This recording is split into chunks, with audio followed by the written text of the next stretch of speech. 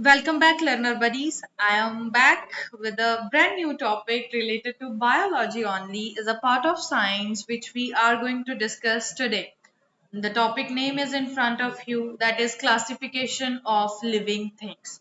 We are going to actually explore about the diversity of the life, not animals, not only plants, and not only other organism in this world, but rather than all these there are many more which we are going to discuss about it. Basically there are five major classification of the living things, which is of course a today's topic. So it is gonna be a very interesting topic. Let's buckle up your seat and definitely present here mentally and physically, because this is gonna be a deep dive topic which we are going to dive into. So basically today's focus on the biological classification. I already mentioned that there are five classifications majorly that classify the biological creatures. The name of these classifications is Plantae, Animalia, Monera, fungi and protista. One by one we are going to discuss all these classification, but before that you have to know that why you actually arrange the things from the messy to tidy one. Have you ever thought about that how tidying things make it easier to find what you need? Obviously, when your whole room is about the whole mess up, you couldn't able to find anything, even if it is in front of you. You are not able to find anything in the messy room. But contradictory or a vice versa, if you actually organize everything in your room, it would be very easy for you to find out the things, because it is moreover like a organization. It is moreover like to set up all the things in a one manner, and you will find each and everything in a very some amount of time, of course. So definitely today we are going to able to learn about the biological classification, the classify organism based on their characteristics, and of course importance of the classifications that the living beings and living things have. But before that, I just want to give you one fun fact. You know that one thing, what is a flightless bird in front of you only? Penguins. Penguins actually are the birds, fall into the categories of birds, but they can't fly. The only word in this whole world that cannot fly, it is penguin.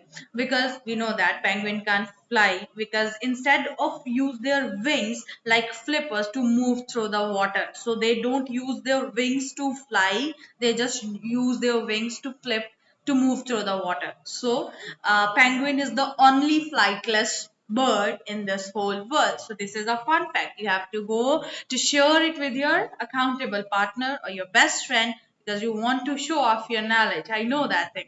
Now, let's talk about the biological classification. First of all, the major thing that have to came into your mind, that why we need classification. Basically biological classification is the system scientists use to sort the all things into a group, so we can easily find out about the similarities or the differences of all these classification. So this is called the biological classification. That majorly five biological classification were there, we already discussed that. Now that this is the sample paper, how will you group these organisms? One is the animals and another one is plants, of course. So this is again the biological classification. In the left hand side there, the classification of Animalia, and second classification on your right hand, it is a Plantae kind of a classification. Now we have to know about that. Why do we classify living things? There are very important things that we have to understand about it. It helps us understand how living things are related to each other. It makes studying and discussing the variety of the life on the earth easier, because at that moment it becomes more easier to classify all these things.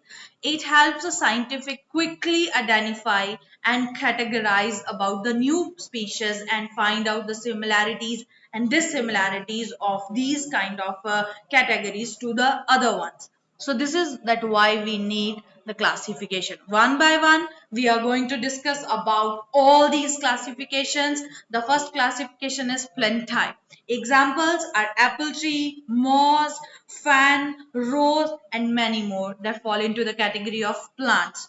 Basically, most organisms in the plant kingdom can make their own food with the help of the sunlight by using their leaves is called photosynthesis process, and some of its members includes conifers, mosses, ferns, and flowering plants as well.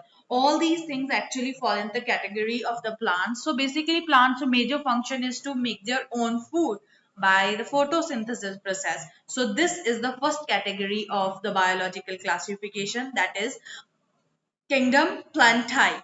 Next is about, we are going to talk about the kingdom Animalia. Animalia, taken examples are starfish, tiger, fish, snail, and many more animals. You know about the animals. So here, most of the organism in this kingdom can move around. We are also animals. Yes, we have a different kind of animals and eat other organism for energy or for the food. If you know that thing, Animalia kingdoms had actually nothing to do with the preparation or production of the food. Only plant can do that thing. Up to that point, we know that only plant could make the food. But here, Animalia could move from one place to the another place, but actually they eat other organism for the energy. They have specified tissues and muscles used to perform complex functions like thinking and moving and running and many more. So this is the kingdom of Animalia. Now third kingdom we are going to discuss about, that is Monera. Example, it's Salmonella and Staphylococcus. These are examples of Monera, but you have to understand about it. What is it? I know this is a new term for you. But before anything else, I'm claiming you one thing, that this kingdom actually include a single celled organism with no defined nucleus. There could be a presence of a nucleus, or maybe nucleus would be present, but no defined nucleus is present in that kingdom. Many of these organisms are found in extreme environment, like in an extreme cold, in extreme weather kind of conditions, in extreme hotness condition. So this is the third kingdom known as kingdom Monera. Now we are going to discuss about the fourth kingdom, that is fungi. I know you know about this as well. Like obviously plants and animals, you know this kingdom as well. Example, mushrooms and mold when the bread become fungus. Fungus kind of a things that actually been present on the bread or any other weak kind of a thing, that is mold. So this is fungi or that kingdom actually under the kind of thing, their food by breaking down matter around them. They actually break down the food which are present around them. So their cell walls are made of chitin, unlike the cellulose that we are having of in the plant cells, and in the animal cells they are different kind of cell wall. So their cell wall is kind of a chitin. So this is the fourth kingdom, that is kingdom fungi. Now the last kingdom we are going to discuss about it. It is Protista. Protista is one of the very complex kind of organism in the whole world, because it is very hard to find their properties. Examples are diatoms and plasmodium are the examples of the Protistas. And you would be very aghast about to know this thing, that organism in this kingdom neither plants nor animals nor fungi and nothing else. These are different from any other kingdom. So this is made basically very challenging thing to categorize, because they have few things in common and lots of things having a dissimilar. So this is very complex, I can say that. So this is the fifth and the last kingdom in the classification of the biological classification, that is the kingdom Protista. So that is all about the kingdoms that we have learned today. Now take a closer look over this thing. You have to categorize all these things, but not on this is again this is animal. Group A and group B both are animals, but there are different kind of animals. Group A is different from the group B, which we are going to answer this question in this space as well. So basically group 1 is vertebrates and group 2 is invertebrates. Now what are these vertebrates and invertebrates? Let's talk about first vertebrates. Basically vertebrates, other animals or other organisms where bones are present inside their bodies. They have backbones, they have spine, they have lungs or gills.